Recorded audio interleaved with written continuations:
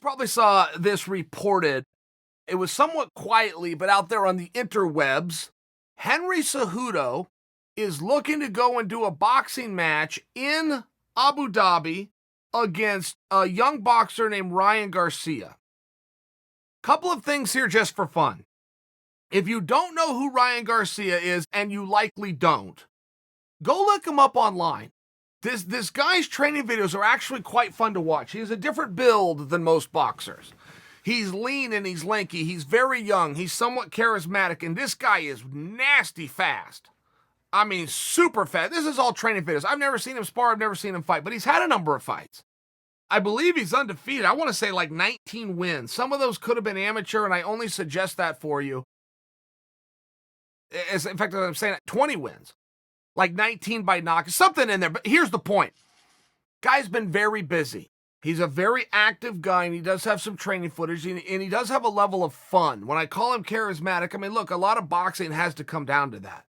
Can you be interesting? Can you talk trash? I don't even like the term trash talk, but it's very real in boxing. There's only two hands in boxing. There's only 4 punches that are legal, and there's only 2 places you're allowed to throw them to, right? I mean, you have to add some smoke and mirrors for anybody to care about that sport, and it's still hard.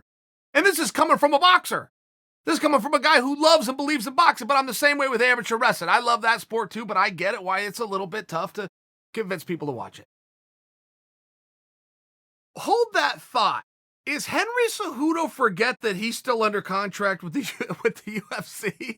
I mean, Henry may have this all worked out and just hasn't disclosed this to us, but I have seen guys in the past, and they shall remain unnamed because one of them is a very good friend of mine, who decided at one point he was done and therefore he was going to go and do his own thing.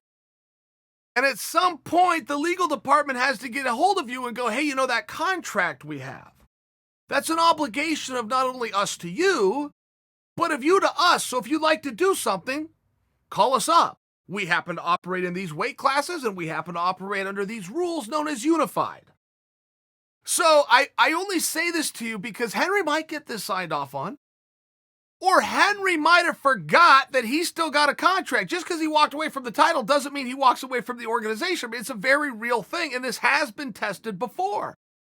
And Henry has the contacts to go to Abu Dhabi and get a bunch of money to go fight this guy, but he's got Ali. Ali's managing him.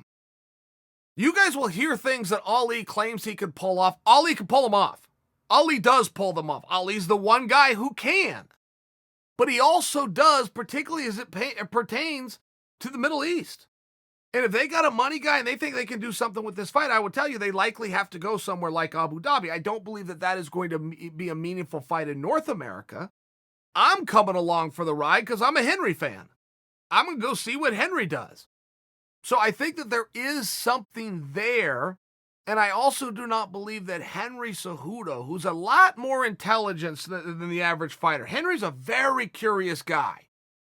I wouldn't imagine that Henry hasn't crossed his T's and dotted his I's for the most part as it pertains to getting a match going in Abu Dhabi against Ryan Garcia under the Queensberry rules. What I would be surprised if Henry has taken this to the legal department at the UFC and got clearance. Do I have a point here? Not necessarily.